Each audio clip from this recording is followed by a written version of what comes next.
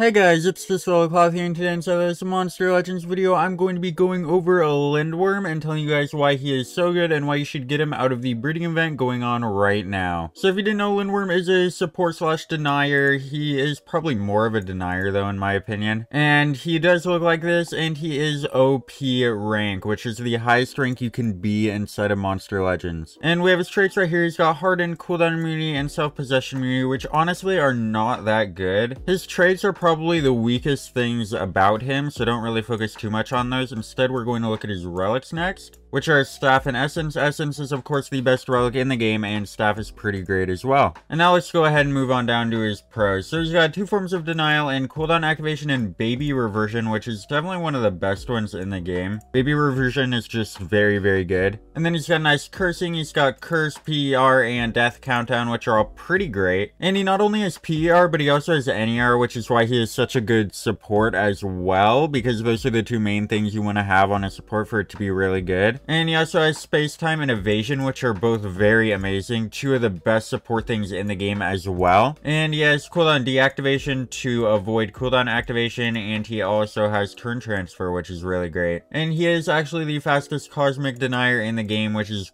great and all, but cosmic deniers are not really too big of a deal anymore, since of course we have gone like 3 eras, or maybe it's only been 2 eras. But yeah, there will be faster monsters definitely, but he is still very, very fast. And then he has a good trait, which I don't know if his trait is really that good. It's kind of bad. And then he has amazing relic slots and moderate to low stamina costs. His first con is baby reversion prevents the allies from attacking the enemies. So pretty much, if you don't know what baby reversion does, it makes it so that the enemies turn into a baby, and the affected monster loses its next turn but cannot be attacked. So yeah, obviously that would make it so that you cannot attack the enemies, which can be a problem, but you just gotta make sure to time it right. Just make sure that you don't want to attack at the turn after you use this move. Try to use it like right when they're about to move, the enemies. And then it should go away by the time you get to attack. And he is easily denied, but I don't think that really matters. And he has mediocre life and high cooldowns on some of his best moves. The life doesn't really matter because he is, of course, a support or deny, so you're going to want to protect him anyway with like a tank. But high cooldowns can be a problem. And now let's go ahead and move on down to his moves down here. Alright, so his first move is going to be Sequence Bender. It is an ally extra turn, which is really great move. It does cost 48 stamina though, which is quite a lot. And then he has an AoE Curse and Baby Reversion, which is an amazing move. That move is very, very good. And then he has a cooldown activation, which is really great. He also has an AoE 3 turn till death